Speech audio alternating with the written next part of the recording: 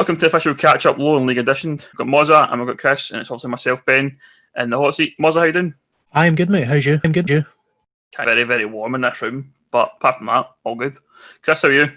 Yeah, I'm doing well. It's actually cold in my house, actually, so I'm opposite to you, Ben. This room's really, really small, man, and it just seems to contain the heat, and I've got like computers and monitors and all sorts of things going, so all that electricity just creates mere warmth. Good stuff. Warmth is a beautiful word, by the way. Just put that out there. It's like I don't know, is that a Scottish word, is it? Do you think? Warmth? Warmth, I would say so. I don't even know if there's a word, but I like it. I don't know if it's... Well, I was going to say I'm pure warm, but I don't know. Anyway. Just a shout out to our sponsors, the Soccer Shop Direct. Follow them on Twitter at the Soccer Shop D.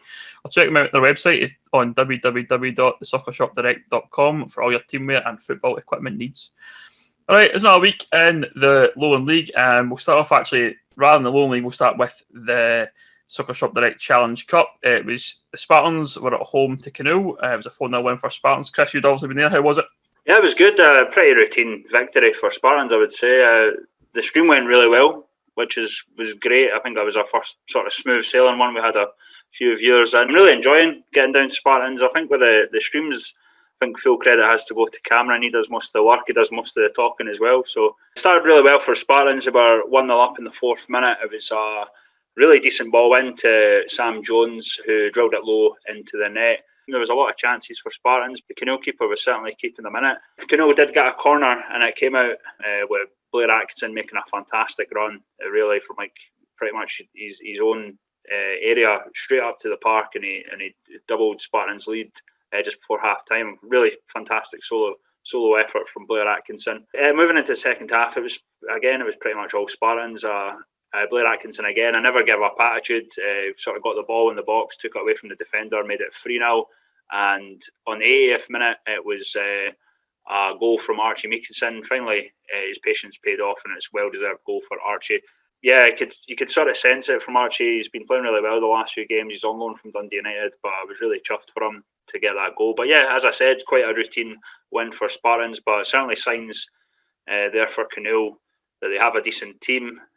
Going into this game, they hadn't conceded in the league. They won both their games. So, but I think the 2 steps up in tier might have been a wee bit too much for them.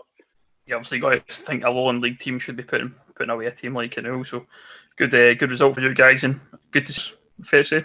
Yeah, happy for Blair Atkinson. I think he's got that in him. There was no like Cammy Dawson, who's the usual target man, but there's a lot of, I think what we credit Dougie Samuel for is the fact that he can switch things up, and I think he done so. He added a wee bit more experience to the team that played against Stirling Uni, and I really impressed. Like I said, especially Archie Meekinson. I think he's done really well since being in the side. I managed to catch some of the stream. It was quite a good game. A lot of attacking football from Spartans. It was good to watch. Yeah, it was a good quality stream, Chris, got to say. And we need to give a shout out to quite a few teams today that I think the teams have taken a right step up in quality around the league. So fair play to everyone that's doing it. I blame you, Mozza. Try to be better than Mozza. That's my goal. I'm feeling like I can't win now because I've got to try and find new stuff. I need to give a wee shout out to the guys that were doing Broxburn Athletic stream, because one of the boys had a bit of a trouble saying the soccer shop. So I can feel his pain there. So he listens to this podcast too much, then obviously must have done. But he had a bit of trouble on Saturday, but an excellent win for them against Creetown as well at the end of the day. So there was a bit of the Sean Connery's creeping in, was it? I think it was Graham that was trying to say it for Brox. The other game from a Lowland League side was Bonnyrigg Rose versus Newton Grange Star. It was a 2-0 win for Bonnyrigg Rose. Yeah, I'll take you through it. So basically, Robbie made 6 changes. Robbie Horn to the Rose side that managed to get the better of Gretna last weekend in the league, which meant there was first starts of the season for like Mikey Andrews, Dean Hoskins, Ross Gray, Jamie Docherty and Jordan Smith. And Dean Brett also came back following an injury that he got on the opening day as well. So Rose will be delighted to get Dino back in the team. Cagey start, which is a derby game. Rose, Nitton Star, bear in mind. But like I actually saw there was a stat came up. It's the 261st meeting between the two clubs, which is some stat. first bit of genuine quality came in the 12th minute when Rose took the lead from Smith. After that, Scott got a corner for the left that Starr failed to clear properly. And when the ball fell to Smith, the young striker made no mistake, rifled it right into the top left corner for his second goal in as many games. Second half was, again, the same story. Few chances, kind of a nervy, tousy affair. Former star man Hunter was the man that scored the second goal, but it was actually flagged for offside. And then Starr trying to find an equaliser. Rose managed to kill the game off in the 82nd minute. Expertly placed Bob Wilson header from a Lee Curry free kick. And that was Wilson's first goal for the club as well.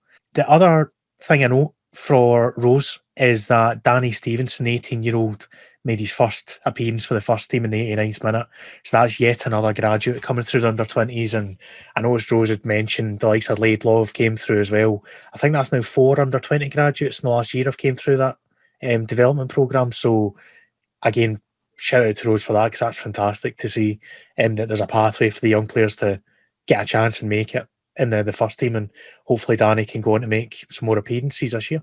Aye, 3 of them are on loan at Vela Leaving, or Vela Rose as we'll probably have to call them soon. But yeah, no, it's great, especially for one of the top teams to have a pathway. I know it's not always a thing with the top teams now. They don't seem to, they've sort of closed shop. They've kind of went into community clubs at the younger levels. So yeah, it's brilliant for Bonnyrigg Rose. I think it was a typical sort of derby game. I don't think there was a lot of chances in it, but it's good that it's good for Rose that they sort of got through that. And we have to obviously shout out Sean McGill for his excellent match report.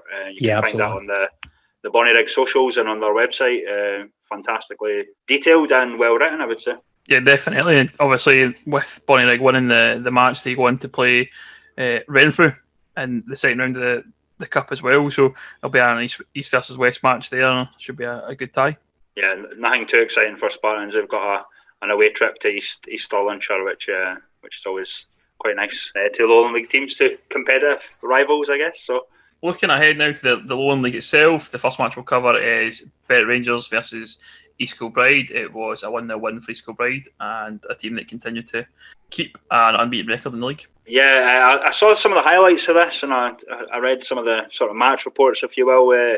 Certainly for me, I think EK looked better first half, but there wasn't a lot of clear-cut chances. Second half, Berwick really came into the game. 55 minutes gone, a superb flick on from Callum Smith finds the run of Dan Purves, only for his effort to bounce back agonisingly off the post. It was probably the best chance of the game up until then. 70th minute, it was 2 yellow cards for both sides as Craig Reid and Chris Erskine are involved in an off-the-ball tangle. It was actually missed by the camera, so I don't really know what really happened, but yeah, certainly something happened off the ball. 2 minutes later, Craig Reid was sent off for quite a really bad tackle, probably still agitated with what happened 2 minutes previously. So Berwick were down to 10 men. As it were, East Kilbride took the lead on the 83rd minute. Paul Payton finds himself completely unmarked in the centre. He flicks on to Chris Erskine, who fires a volley past a helpless Dougie Horn. I think the feeling was if Craig Reid doesn't get sent off, it could have been a point, or even better for Berwick Rangers. As I say, I think they were the better team in the second half, certainly. There's positives for Berwick Rangers, I think. Two goals conceded in 4 games, both in the last 5 minutes, once against East Kilbride and the other one against Spartans. But I think they just have to start taking their chances, and they'll have a good season. Shout out to Sean Winter. He came on the sort of last few minutes of this game. First game in 8 months for Sean Winter. Obviously a big fan of Sean at East Kilbride. And East Kilbride march on, a potentially tricky one for them, but they go home with the 3 points. All right, looking at the next match, it's another team with a 100% record. It's Bo'ness versus Caledonian Braves. It's a 2-0 win for Bo'ness. Yeah, so not much to tell you about this one, but I'll run through what we've got. It was Craig Comrie that broke the deadlock for tabletop in Bo'ness. Apparently there was a hint of handball, but referee was pretty happy with it, so the goal stood. And there was a second goal, which was a Ryan Stevenson penalty. So the BUs, again, really impressive start for them. Dispatching another side that we know are more than capable squad-wise in Cali Braves. Braves actually had a goal disallowed in this one because of offside as well. And it was another bit of a controversial shout. Davy Winters apparently interfering with play. It wasn't actually his shot, it was Jack Smith's shot. So the implication was Davy Winters was in the way they keep on impacted it that way. But Braves certainly felt hard done by. And if that goal goes in, it could be a different result we're talking about here. But I think we've got to give credit to Bonus in the start they've made, because they're where they are in merit. Yeah, I agree completely. And in fairness to the Craig Comrie chance for Bonus, I know Cali Braves posted out on Twitter and slowed it down to like 25% or something like that. It took me about 3 times to realise it went off his hand. So I think the referee had no chance of seeing that was a handball. So for the disallowed goal, I think it was a wee bit, someone showed a picture. I think it was David Fleming, the Cali Braves fan. There was a picture of where David Winters was with the Bonus defender. I actually think it wasn't offside. I think he gave it for him running in front of the keeper, basically. But the way I saw it was that Jack Smith had already hit the ball by then, so I think they were a wee bit unlucky there. But Cali Braves, again, very frustrating side. I heard Ricky Waddle talk last week against Berwick, and he's obviously a wee bit frustrated of his team. We know how good they are, but they are very, very... I mean, I'm a Spurs fan, and I find them very frustrating to in terms of the results and stuff, because we know they're a good team, but they honestly they need to take on board what Ricky's saying and do a wee bit better, I think, in terms of the results. Yeah, well, this has maybe been a wee bit of stop-start for them. Maybe not being able to get going the way that maybe would have expected. I think there was a lot of build-up with Cali Braves, with the documentary being on the TV, a bit of kind of feel-good kind of factor around there as well. So hopefully they can pick up results. But as you say, Bonus are looking excellent. Looking like challengers. You've got to think now, looking at the form they've had so far, they're certainly going to be right up there for the majority of the season. Yeah, I agree with Bonus being up there. But Cali Braves, it's been a non-starter. They've not had a great opening, to be honest. And it was one of the things Ricky talked about in the interview last week, Ben, that they do have pretty much the best everything. The new facility at Alliance Park, quality media and all this. But if the results aren't happening on the park, or the players aren't putting in the performance, it's all for nothing. You have to really care about the club if you're wanting it to move forward. And I'm not saying, it's not a criticism of the players. It's just, I think Ricky and probably even us, as I mentioned, probably expect them to do a wee bit better. I think that's fair enough. The other note on Bonus, just before we move on, is Ian Nimmo's announced his retirement. I spotted as well. A guy who's been there and done that with the likes of Kelty and so on previously as well. So shout out to him, and hopefully enjoys his retirement and no getting muddy and no getting a shower on a Saturday. Yeah, Ian, I always rated Ian when he was at Kelty. I saw a wee bit of him before he went back to Bonus, but very skillful player. I think he was a wee bit unfortunate with injuries and whatnot, but yeah, wish him all the best on retirement. Okay, looking ahead to the next match, it was Cumbernauld Colts versus Edinburgh University. It was a 3-0 win for Cumbernauld Colts. Dominant first half display for the Colts. It was 28 minutes in when it was determined play from Billy Mortimer to open the scoring. And just before half time, it was a great header from Scott Davidson from a corner to put the Colts 2-0 going into half time. I believe Edinburgh Uni were the better side in the second half, admitted by the Colts. But Johnny Greer's save was an important point in the game, and it kind of sort of derailed Uni's momentum a bit. And Stephen O'Neill, the captain, free kick with 3 minutes to go, secured the win 3-0. I was kind of having a wee bit of a laugh with James Orr actually during the week there, saying the pressure's off a wee bit Colts with that win. But it's good to see them winning, obviously, especially at Broadwood, kind of what we expected them to sort of kickstart their season. But a wee bit worrying for Edinburgh Uni, but I think there's positives there. That Colts admitted that Uni were probably the better side in the second half, I would say. Yeah, I think the concerns are still there for Uni, aren't they? Especially with the way they've started the season. But we'll see if that kicks Colts on. They've got a tough midweek game. We'll get to the games coming up, obviously, later on. But you need to grab the wins for somewhere, and that's 3 points on the board at the end of the day. So they'll be delighted to get started, and we'll see what goes for you. Next match on the fixture list was Gretna 2008 versus Moz's Mob. I'm going to say that every week now, Mozza. BSC Glasgow, a 3-0 win for you guys. As long as Mob is meant affectionately, I'll accept it. So it was, in the end, quite a routine win for BSC, which has not been the case this season up to this point. 3-0 away at Radio, and we brought the game live again, and I actually had the balance there because we had Jonathan Needham, who obviously listens to the podcast and contributes quite a bit as well. So shout out to him for giving us a hand. But it meant we could get his views as we went as well, make sure I wasn't being too biased. So hopefully this report kind of reflects that. To be honest, the opening 10 minutes, I thought was great and control. BSC just didn't really settle very quickly. But there was a penalty in the 12th minute given, which changed things instantly. I thought it was a bit soft. If anyone's seen the highlights, I don't know, it was a kind of combination of a shoulder barge and a push. And the referee seen the push in action and he's given the penalty. I could have easily been waved away, no too many complaints about it, but ultimately Ross Lyon took his chance. It was a 1-0 after Tierney was the man that was brought down. Second almost came a few minutes later when Lewis McGrattan almost scored a peach of an own goal. There was a whip ball in for the right for Daz Christie. I'm not really sure what McGrattan was thinking, to be honest. It more bounced off his shin and absolutely cracked the post. And that was basically tails up for BSC. 26th minute, doubled the advantage. New keeper Davy Wilson, who had a cracking game in goals on loan for Clyde, played a ball right over the top, managed to confuse the defenders. They kind of got in each other's way. Ryan Tierney kept fighting for it and managed to steal in and nick the ball and put it under the keeper. But yeah, criminal defending for Gretna's point of view, but it was one of those days with kind of dodgy weather and heavy pitch, and he took full advantage when he get the chance. Half time, Tierney get taken off just after half time because he'd taken quite a heavy knee knock against Ross Lyon, against his own player, which brought Jamie Hamilton into the fray, and basically he got right involved with play. 56th minute was the clincher. Ross Lyon made a terrific run after a great through ball from Dan Christie, came straight for a Gretna free kick that they had a great chance for, but it was cleared away and Hamilton won it back. Lyon controlled, beat his man and slotted home easily into the back of the net. And 20 minutes left, kind of final chance of the game. Jamie Hamilton played off Dan Christie, bit of 1-2, tremendous shot, smacked off the post. So there's a few instances of the woodwork getting in. It could have been 4 or 5, in all honesty. But yeah, that was kind of the story of the game. Gretna, as impressive as he looked at times, didn't really fashion any proper chances, I would say.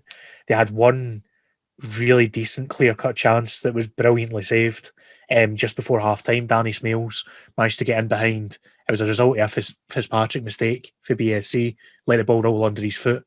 1-1 with the keeper. Wilson made an unbelievable save, which, again, I'd encourage you to go and see the highlights if you haven't. Probably the best save I've seen for a long, long time going back now. But if that had gone in a different game, but as it was relatively comfortable for BSC. I was going to say, Mozza, I did catch a wee bit of the game.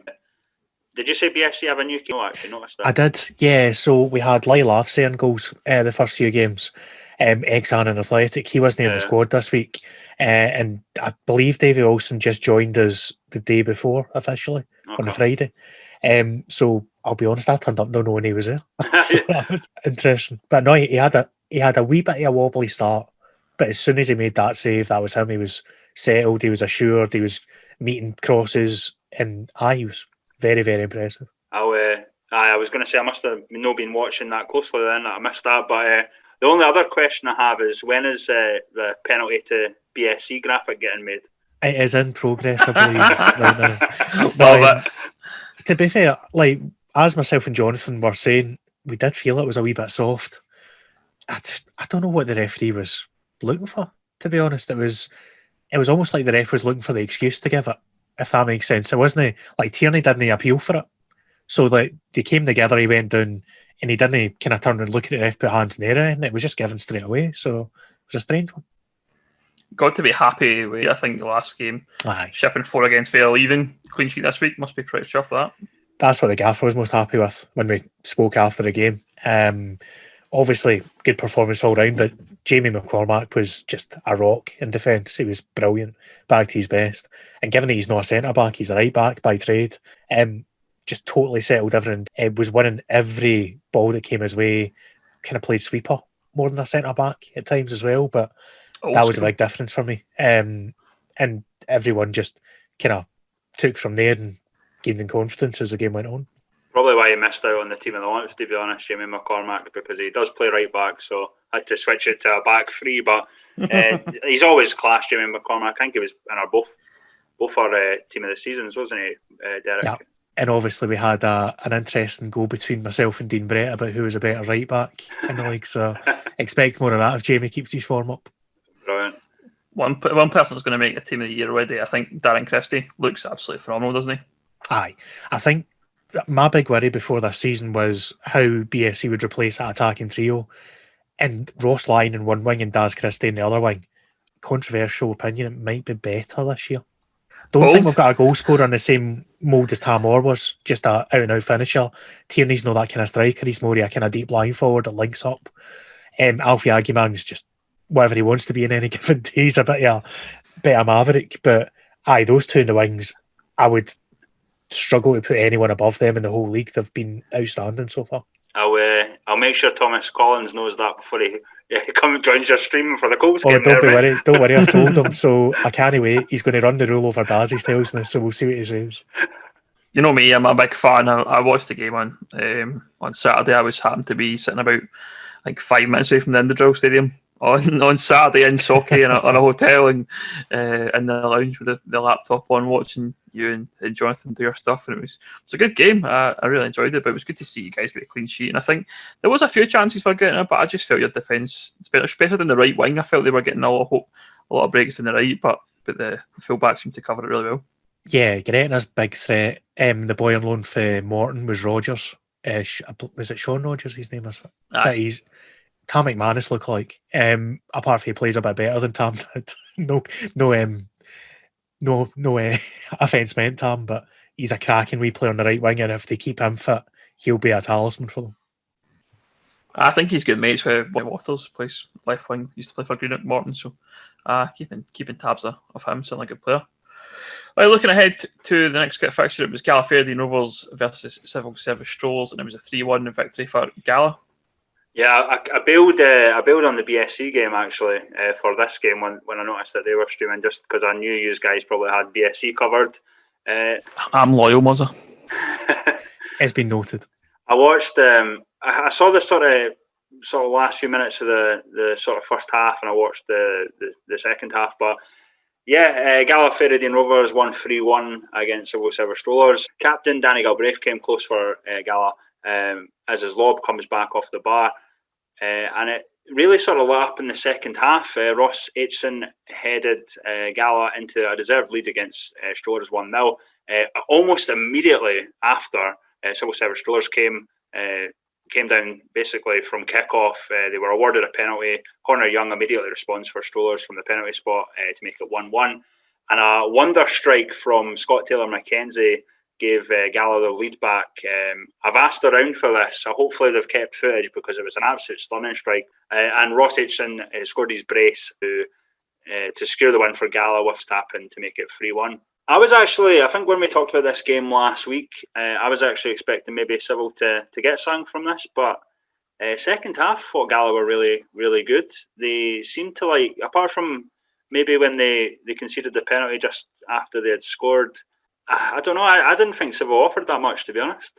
Maybe I've been a bit too harsh, but I thought Gala looked a wee bit more hungry for it. I think Civil looked kind of disjointed in parts. I know they've got the majority of the same guys there, but there is a lot of new guys, so I don't know if it's maybe just a time to gel and whatnot. But yeah, I think it was well deserved from Gala from what I saw.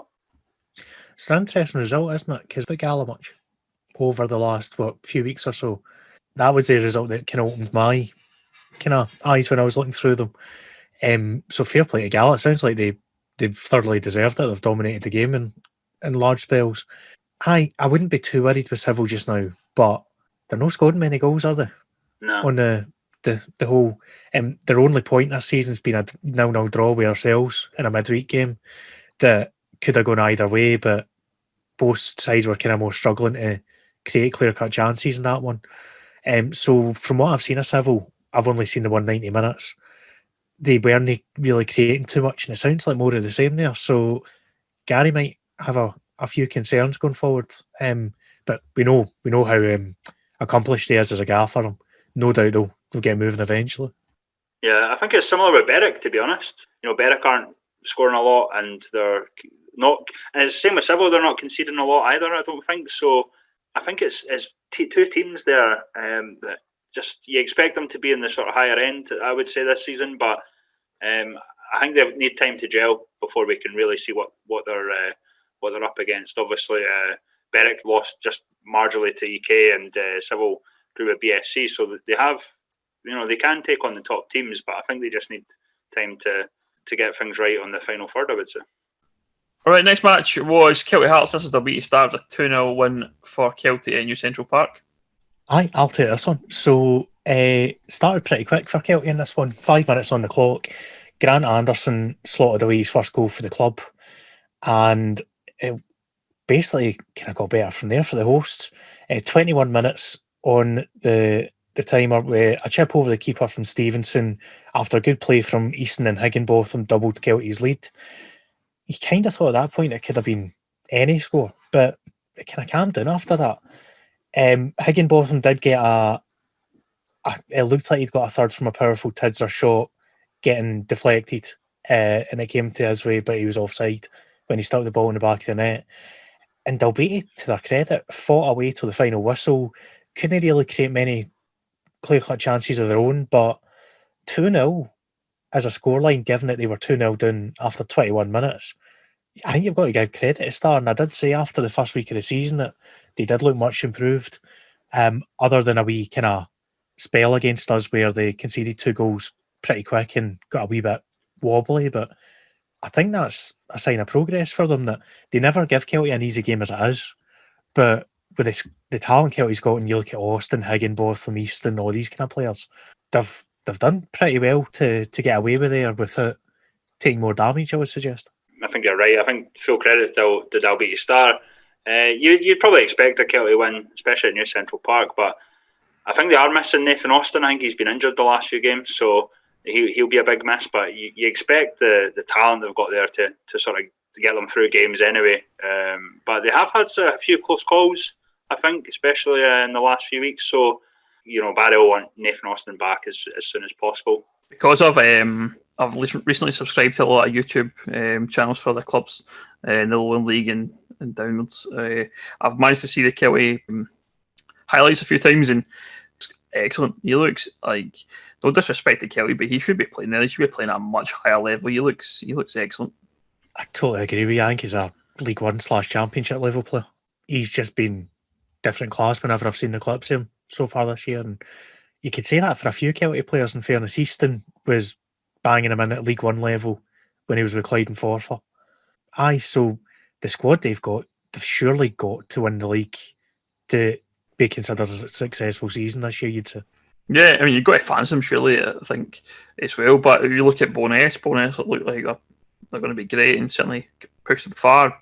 BSC again also look like pretty strong, getting the goals and things. So I think there'll be plenty of teams to give these to give Kelty some competition. I think when it'll be good to see when the likes of Kelty play like a Boness or a BSC or a Bonnyrigg, for example, to see how they get on. So definitely we'll keep an eye out for those matches. Yeah, and East Kilbride as well, because they've gone a similar route to Kelty. They've kind of spent the money and brought in the players that they'd probably be fine at League 2 level, to be honest, the two of them. So it'll be interesting to see as the kind of season wears on, if either side begin to fall off a bit what the squads are made of and how they react. Especially, as you say, with the other teams that are right there as well, just pushing and pushing. So it's set up for the best year yet, I think, for the Lowlands.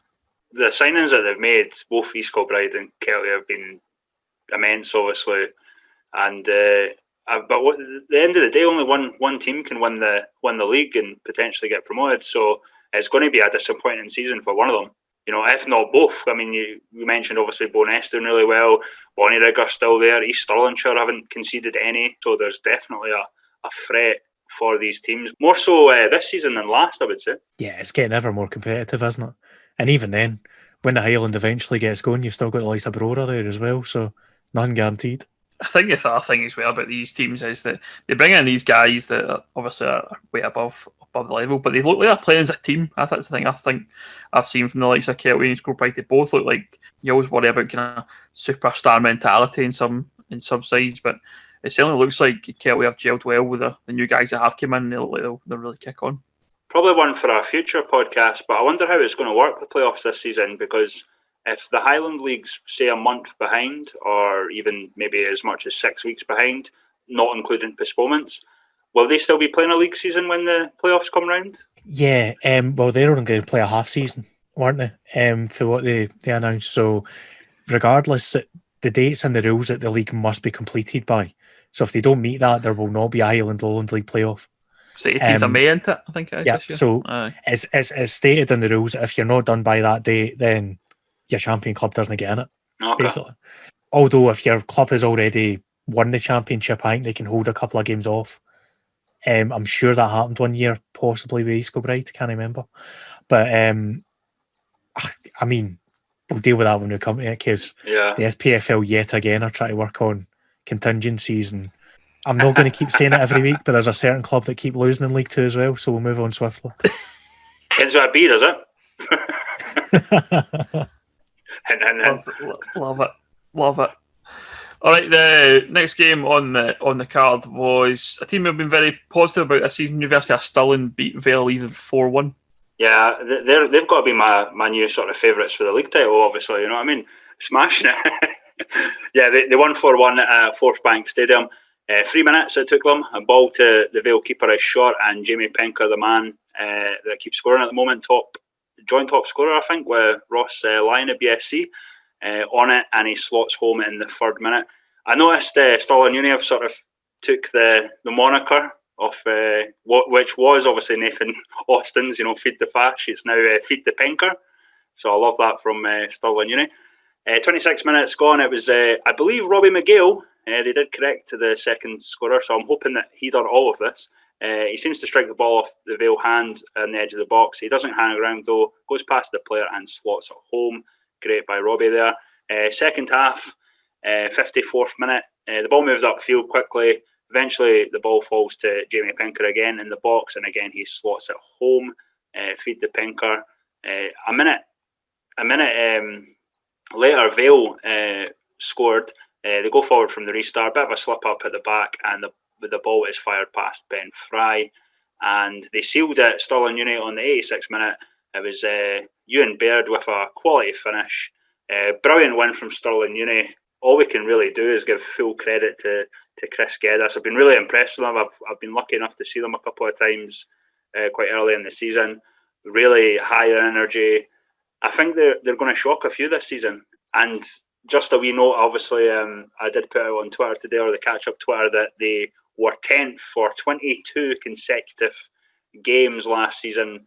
They've not been anywhere near 10th so far to begin with, so I think it's a big relief for the likes of Chris and Mark Adams and Gary at Stirling Uni. I think they're doing fantastically well. Full credit. Wouldn't be too concerned really about Vale.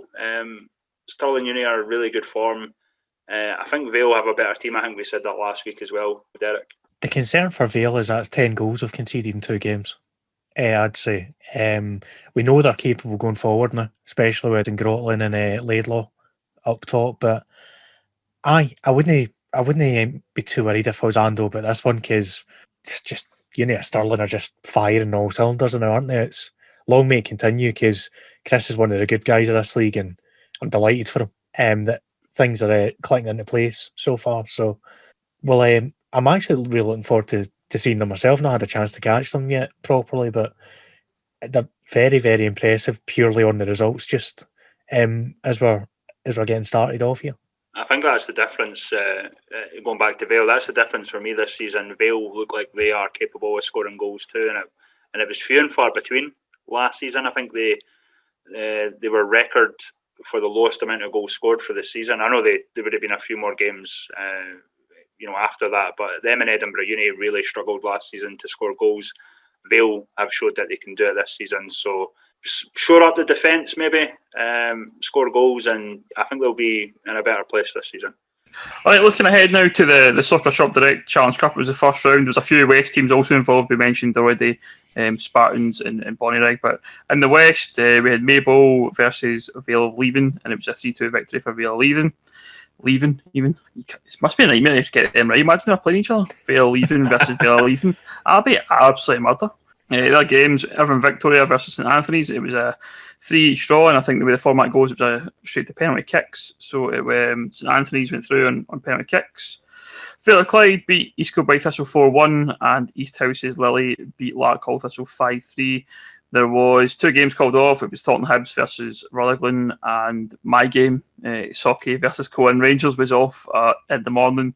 Muggins here had booked a nice spa, shall we say, and just 2 minutes in the road from Socky, and couldn't cancel it, so I had to go through and just chill out for the weekend rather than getting a game. Our match has been rescheduled to the 4th of November, which is a Wednesday night under the floodlights, because obviously Socky have got floodlights, but the Rutherglen game is the weekend of the second round, so they'll be playing catch-up in the round, whoever wins between Taunton Hibs and Rutherglen. So it was very disappointing from my side of things. I certainly was looking forward to my first competitive game this season to be called off about 10 o'clock because of a waterlogged pitch, which I was hopeful that would be on. But no, I was just going to say I feel really sorry for all the West fans that were looking forward to seeing their teams in competitive action, or at least getting a result through for competitive action just to get the first game of the season rained off. It's horrendous, isn't it? But that's what happens when you start a season. But we're now towards the end of October, so it is what it is, and obviously there's going to be games called off if the weather keeps going the way it is. It'll be interesting to see as the competition progresses and we see more kind of mixing in with Lowland, West and East. I'm really looking forward from a bias point of view to hopefully getting a West draw for BSC, getting a wee away trip or two maybe. We'll see what happens, but I say I just wanted to show my sympathies, I guess. We'll probably have a wee bit more coverage on the west of Scotland, but yeah, like you said, Muzza, sadly a few of the games were postponed, so it kind of ruined the opening weekend. But for the teams that did play, obviously I did spy a few results, like Darvel, obviously they switched the fixture with Rob Roy, so yeah, it's good for them to actually play, even though a wee bit disappointing for other teams. Yeah, obviously you had the first round of the first fixture list of the West region Premiership and the conferences. So yeah, it was good for some of the teams to get started. As you mentioned there, Darvel, it was a 3-0 victory for Darvel over Rob Roy, and it was good of them to actually really switch the match. I think that was a concern for if the match was off at Rob Roy. And Rob Roy had a few issues with pitch and stuff like that last season, but opted to make the switch through to play Darvel. It was a 3-0 win. Looked pretty convincing, but a result you expect. Elsewhere in the West Premiership, Troon beat Bonnyton 3-0. So shout out to Troon, my favourites, you know. So it was a good win for Troon. Nothing else really standing out. Clydebank beat Lags 1-0. Beath drew with Rossvale, and Cumbernauld United beat Benburb 3-1. Nothing too dramatic in the first day, but very good to get the games going. And I think that's been something that's been debated quite a bit. Obviously, the start of the West season, but I think the thing about it is there's something to try and fight for in terms of getting fans back in and shivers and changing rooms and all that kind of stuff. So at least we've got something to talk about, and it's good just to have the matches and seeing the results. I mean, obviously my game is off on Saturday. It was just good to just check the results and see who was winning and who was playing and all that kind of stuff, and just follow the game again, because I mean, it's great having the SPFL and stuff like that, but for me now it's all about the Lowland League, the lower leagues of Scottish football now. So yeah, great to have it back, but looking forward to the weekend ahead. Hopefully we'll get our first competitive match and our debut in the West of Scotland, well, the senior ranks, I guess. So we're still awaiting our debut in the senior ranks. So yeah, that's the West. No Christian Nadi for Troon. Did you mention that? Yeah, no, nothing. I don't know what that's about. If he's injured or what, but Ryan Stevenson played. Shout out to Ryan Stevenson. Seemed to have a good game by all accounts as well. So good for them. I think Bonnyton are probably quite a young side, so it was still a convincing victory for Troon. So yeah, I mean, I'm here to bash Troon, but we'll give them the praise for getting the result for sure. Can't wait for Ben to get his t-shirt with Ryan Stevenson's mugshot on it. It's going to be great. I'm just worried in case we play them and he's like, "You that guy off the Catchup that slags me off all the time." That'll be funny. Because I mean, I'm not wanting to make enemies in social media very often, but certainly there's probably a few people in the West that might be like, "You're that guy." I'll be hyped. What are the origins of that beef, by the way? You've came into the Catchup with a wee bit of a slight against the guy. To put it bluntly, I'm a Kilmarnock fan and he played for Ayr and he's as he rose through the ranks, he played for Ayr, so It's purely that. It's nothing to do with his ability as a player. It's just the fact he was. I'm not going to say it because it's a PG-friendly show, but he's an A player, an ex-A player, put it that way. So that's why. But it's all in good fun, to be honest. I just find it funny he's playing at this level. I think he's probably too good again for that kind of level of football, and should be playing further up the ranks. But fair play to him. I think he's a local boy as well, so that'll be why he's there. But yeah, I'll be keeping a close eye. Don't you worry, Ryan, if you're listening. All right, looking ahead to the fixtures, it's midweek fixtures we've got this week. We'll start with Berwick Rangers versus Edinburgh Uni in the Lowland League. Home win for me. Until Uni prove that they've got kind of something about them to get something here. Berwick's had a decent start to the season. If they don't win that, I'd suggest they'll be really disappointed. So yeah, go with the home team. They need to start scoring goals from open play, Berwick, and this is probably a good opportunity to do that. From I would say I'd probably say a weaker Edinburgh Uni team. I sort of looked at their squad list. They've lost a lot of the sort of senior players. There's been a few moves like Luke Murray to Broxburn, guys like that. I think Stuart McFarlane's away to Bo'ness that I noticed. So they have lost a few of the senior boys at Edinburgh Uni. But Berwick, if they need to win, they need to start scoring goals. They can't just depend on Jordan Sinclair hitting banger free kicks in, unfortunately. Next game is Cali Braves versus Dalbeattie Start. I think I'm going to go for a draw here, personally. I was going to say, I fancy a draw here. Dalbeattie, I still think are a better team than they were last year. Cali Braves haven't done enough yet. Score draw, maybe 1-1, something like that, but it wouldn't surprise me if either team managed to squeeze a win. I just can't pick between them. Last season was 5-5 last season at Alliance Park? It was. I forgot that game. Again, what I said earlier about Berwick and Cali, the same lines. They have to start scoring. They have to, I don't think it's a similar. I wouldn't sort of rate Dalbeattie similar to Edinburgh Uni. I think, as you said, Dalbeattie have got a better squad, but I don't know. I think Cali need to start getting points on the board and wins on the board, especially at home. But we saw last season Dalbeattie almost beat them if it wasn't for the madness of the 5-5 game. But I think Dalbeattie will go up quite confident that they could get a result there. But Cali Braves, for me, they need to get a win. If they didn't get a win here, then I don't know. It's way too early to call anything. But you can't keep dropping points and expect to be in the sort of top half of the league this season, I would say.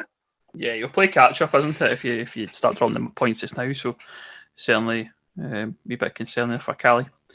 Next one, Gala Ferdinand Rovers versus the Spartans. Chris, this will be one of your games. What do you think? Really impressed with Gala against Civil Service Strollers. Really impressed with Spartans lately. I think it's going to be a close game, actually. Gala will be sort of, they'll be on the up from the win at the weekend. Spartans are really, I know they were against Canoe, obviously, but I think they've been really impressive.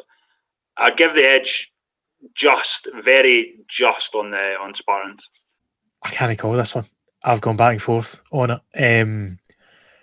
I might just give a slight edge to Gala compared to Chris, just purely because they're in Netherdale in a midweek home game. But it's a really tough one to call. Two very, very even sides, I think. I'm going to get a martyr and go draw then. Next game on the card is Kelty versus Vale Leithen. It's at New Central Park. Got to think Kelty won this handsomely. Yeah, home win for me. Can't argue with that, yeah. Vale need to sort that defence out and quickly because Kelty will be capable of scoring plenty. And just a wee note, if Nathan Austin is out, he used to love scoring. I think he scored a hat-trick in every game against Vale Leithen. So if Kelty are missing him, then it might be a bit of a boost for Vale Leithen there. But if Fash is back, then I would expect a lot of goals for Kelty on that one, I think. Sorry, I'm waiting for the Callum Higginbottom Panenka penalty, so hopefully we'll get that soon. Well, that's the thing, innit? I've talked about it quite a bit, but I remember it well for Kilmallock. It was a glorious penalty. Anyway, looking ahead, it's Bo'ness teams that have been flying so far, playing at home to Civil Service Strollers. What do you think, Mozza? Home win for me. Civil just aren't scoring enough, creating enough. Bo'ness are buoyed by cracking form. They're hitting the back of the net regularly as well. I can't see past them in this one, to be honest. Yeah, same for me. I've not seen a lot of civil service strollers, but what I did see and what I've heard, obviously, again, the same as you, Derek, they're not creating enough, they're not doing enough in terms of scoring opportunities. So, yeah, home win, bonus. Next one, BSC versus Cumberland Colts at the Indodrill. Muzza, fancy yourselves here? I do fancy us. I wouldn't be overly confident about us though, because Colts have got a very decent squad there, I think. And they've maybe not played to the potential they've got as yet, I would say, this season. Now that we've started kind of gelling a wee bit, I feel like this is a game we must win. The manager wants to put us in the title race. If we don't win this kind of game, we're not going to win the title. Simple as that. So it's a must-win game from my point of view, and I think we will win it. I think it'd been a wee bit harsh, Derek. I think because Cumbernauld Colts, they seem to pick up results against the bigger sides, if you will. So I don't think it's all lost if they do get signed. But on that note, they are obviously a wee bit buoyed by the win at the weekend. But I still reckon BSC should win that one, especially at home.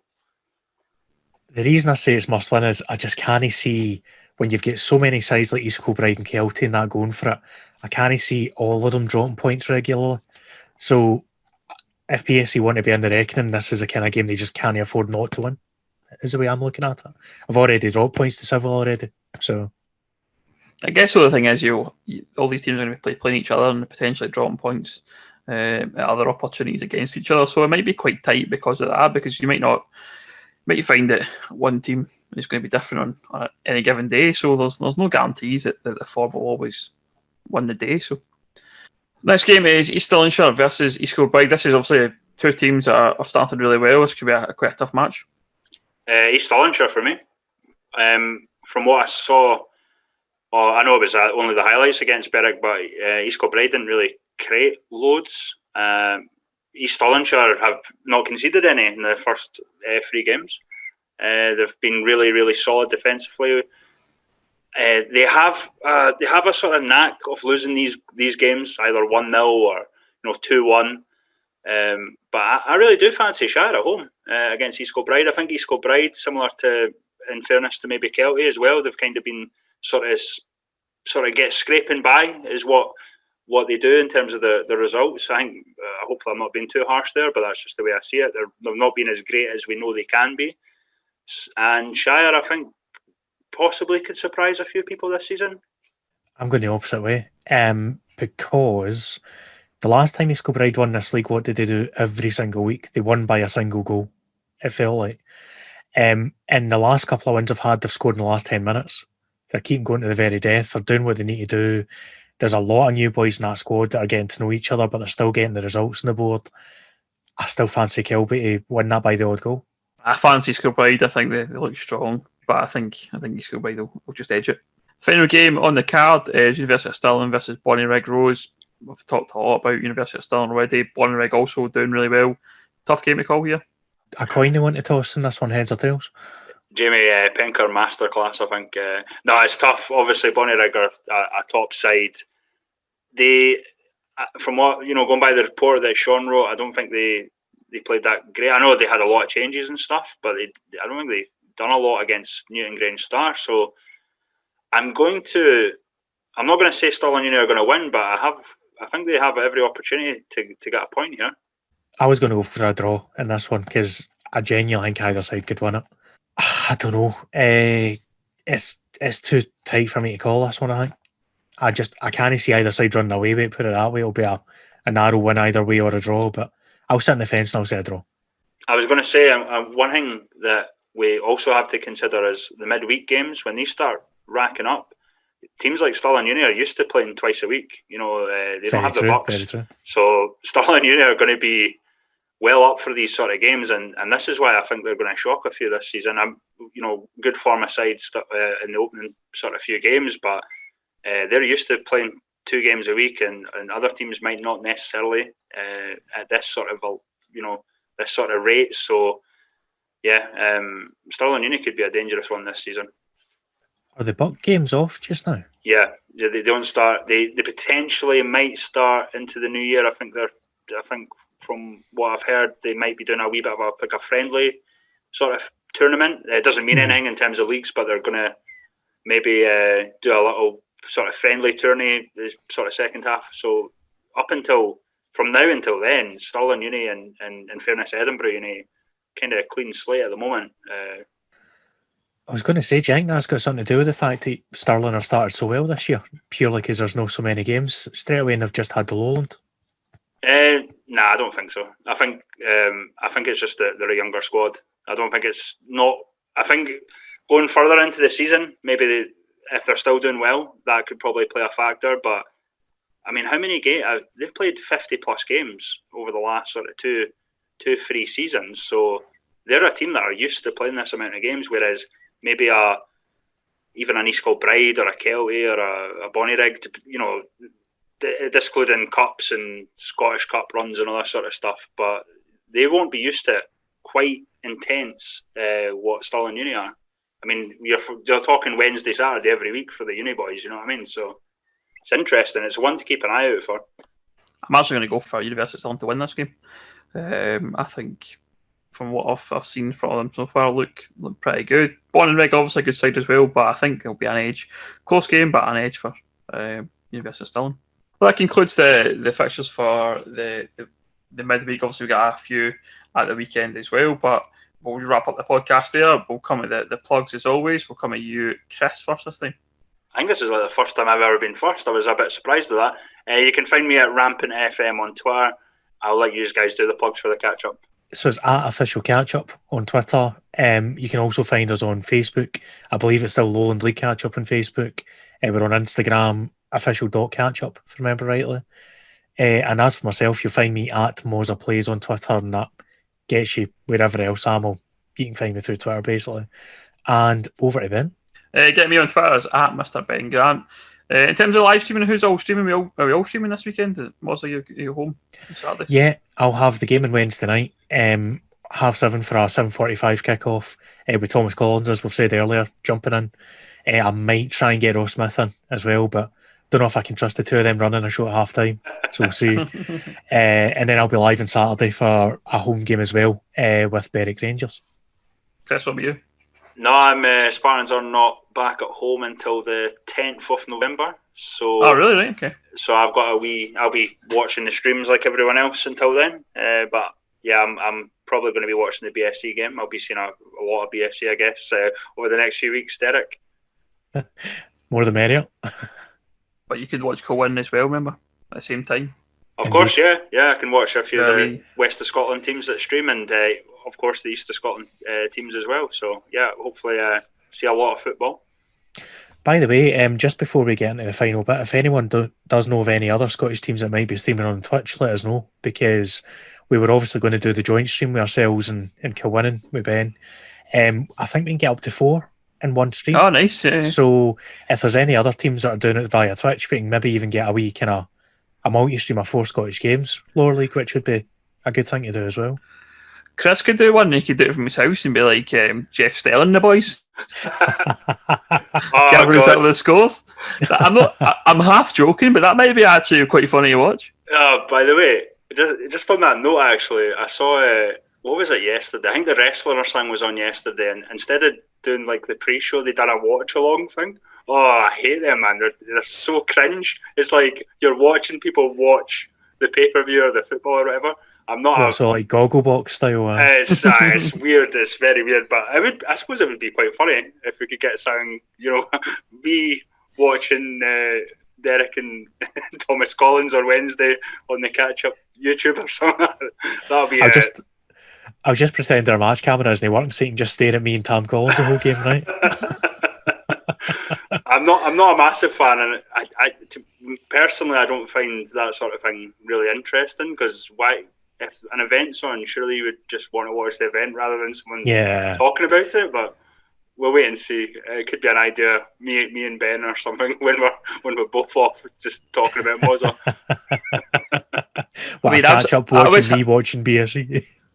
I mean, I was half joking there, but the more I think about it, it's not a bad idea. It might be like it's something different. You could be pulling in all the different games in the West, the East, the Lowland League, and discussing the results as and when people update like Twitter and whatever. But Well, somebody will jump in it now. We've talked about it. That's it. Somebody will steal the idea of put it on YouTube or something. But anyway, that's all we've got time for this week on the official catch up. We've got all the plugs here, so you can catch up with everything that's going on. I'm sure we'll have more content in the week ahead. Bye for now.